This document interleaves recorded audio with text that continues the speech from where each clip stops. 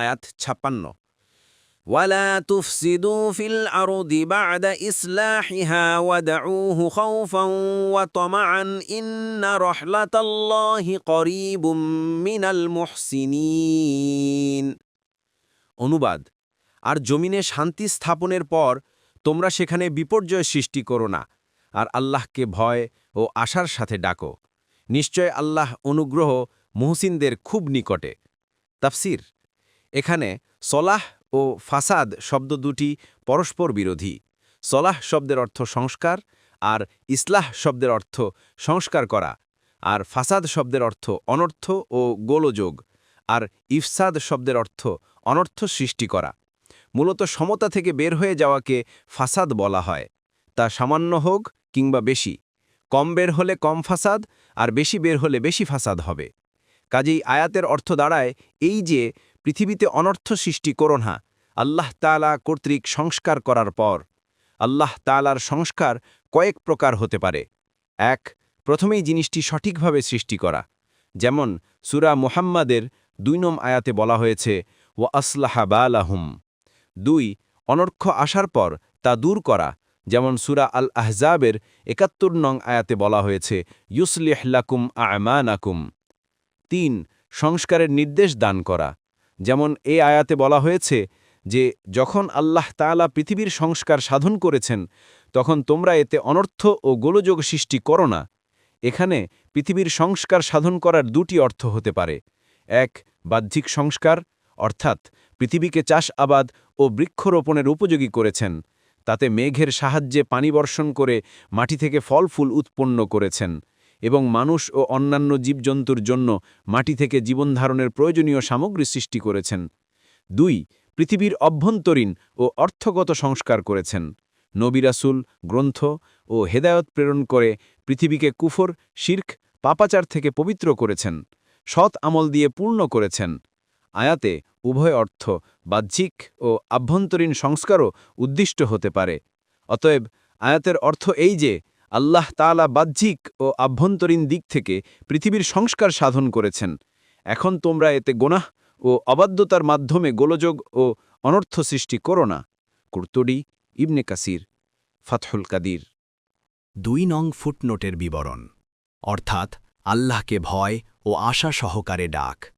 একদিকে দোয়া অগ্রাহ্য হওয়ার ভয় থাকবে এবং অপরদিকে তার করুণা লাভের পূর্ণ আশাও থাকবে।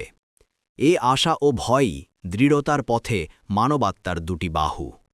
এ বাহুদ্বয়ের সাহায্যে সে ঊর্ধ্বলোকে আরোহণ করে এবং সৌচ্চ পদমর্যাদা অর্জন করে। এ বাক্য থেকে বাহ্যত প্রতীয়মান হয় যে আশা ও ভয় সমান সমান হওয়া উচিত। কোনো আলেম বলেন, জীবিতাবস্থায় ও সুস্থতার সময় ভয়কে প্রবল রাখা প্রয়োজন, যাতে আনুগত্যে ত্রুটি না হয়, আর যখন মৃত্যু নিকটবর্তী হয় তখন আশাকে প্রবল রাখবে, কেননা এখন কাজ করার শক্তি বিদায় নিয়েছে। করুণা লাভের আশা করাই এখন তার একমাত্র কাজ। মোট কথা, দুয়ার দুটি আদব হল বিনয় ও নম্রতা এবং আস্তে ও সঙ্গোপনে দোয়া করা। এ দুটি গুণই মানুষের বাহ্যিক দেহের সাথে সম্পৃক্ত, কেননা বিনয়ের অর্থ হল দুয়ার সময় দৈহিক আকার আকৃতিকে অপারগ ও ফকিরের মতো করে নেয়া, অহংকারী ও বেপরোয়ার মতো না হওয়া। দুয়া সঙ্গোপনে করার সম্পর্ক জিহ্বার সাথে যুক্ত। এ আয়াতে দুয়ার আরও দুটি আভ্যন্তরীণ আদব বর্ণিত হয়েছে। এগুলির সম্পর্ক মানুষের মনের সাথে, আর তা হল এই যে দোয়াকারীর মনে এ ভয় ও আশঙ্কা থাকা উচিত যে সম্ভবত দুয়াটি গ্রাহ্য হবে না, এবং এ আশাও থাকা উচিত যে দোয়া কবুল হতে পারে। তবে দোয়াকারীর মনে এটা প্রবল থাকতে হবে যে তার দোয়া কবুল হবে। রসূলুল্লাহ সাল্লাল্লাহু আলাইহি ওয়াসাল্লাম বলেছেন, তোমরা আল্লাহকে এমনভাবে ডাকবে যে তোমাদের দৃঢ় বিশ্বাস তিনি তা কবুল করবেন। তিরমিজি ৩৪৭৯, হাকেম ১-৪৯৩, মুসনাদে আহমাদ ২৭৭। ৩ নং ফুটনোটের বিবরণ, অর্থাৎ আল্লাহ তাআলার করুণা সৎকর্মীদের নিকটবর্তী। এতে ইঙ্গিত করা হয়েছে যে যদিও দুয়ার সময় ভয় ও আশা উভয় অবস্থায় থাকা বাঞ্ছনীয়, কিন্তু এই দুভয়ের মধ্যে আশার দিকটিই থাকবে প্রবল। কেননা বিশ্বপ্রতিপালক পরম দয়ালু আল্লাহর দান ও অনুগ্রহে কোনো ত্রুটি ও কৃপণতা নেই। তিনি মন্দ লোকের দোয়াও কবুল করতে পারেন।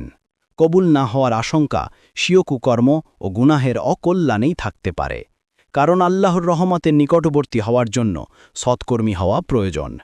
এ কারণেই রসূল আল্লাহ সাল্লাল্লাহু আলাইহি ওয়াসাল্লাম বলেছেন, কেউ কেউ সুদীর্ঘ সফর করে, স্বীয় বেশভূষা ফকিরের মতো করে এবং আল্লাহর সামনে দুয়ার হস্ত প্রসারিত করে, কিন্তু তার খাদ্য, পানীয় ও পোশাক সবই হারাম। এরূপ লোকের দুয়া কী রূপে কবুল হতে পারে? মুসলিম 1015। অপর এক হাদিসে রসূলুল্লাহ সাল্লাল্লাহু আলাইহি ওয়াসাল্লাম বলেন, বান্দা যতক্ষণ কোনো গুনাহ বা আত্মীয়তার সম্পর্ক ছেদের দোয়া না করে এবং তড়িঘড়ি না করে, ততক্ষণ তার দোয়া কবুল হতে থাকে। সাহাবাই কেরাম জিজ্ঞাসা করলেন, তড়িঘড়ি দোয়া করার অর্থ কি? তিনি বলেন, এর অর্থ হল এরূপ ধারণা করে বসা যে আমি এত দীর্ঘদিন থেকে দোয়া করছি, অথচ এখনও পর্যন্ত কবুল হল না, অতপর নিরাশ হয়ে দোয়া ত্যাগ করা। মুসলিম 2735। অন্য এক হাদিসে রসূলুল্লাহ সাল্লাল্লাহু আলাইহি ওয়াসাল্লাম বলেন, যখনই আল্লাহের কাছে দোয়া করবে, তখনই কবুল হওয়ার ব্যাপারে নিঃসন্দেহ হয়ে দোয়া করবে। মুসনাদ আহমদ 2-177। অর্থাৎ আল্লাহর রহমতের ভাণ্ডারের বিস্তৃতিকে সামনে রেখে দোয়া করলে অবশ্যই দোয়া কবুল হবে বলে মনকে মজবুত করো। এমন মনে করা গুনাহের কারণে দোয়া কবুল না হওয়ার আশঙ্কা অনুভব করা এর পরিপন্থী নয়।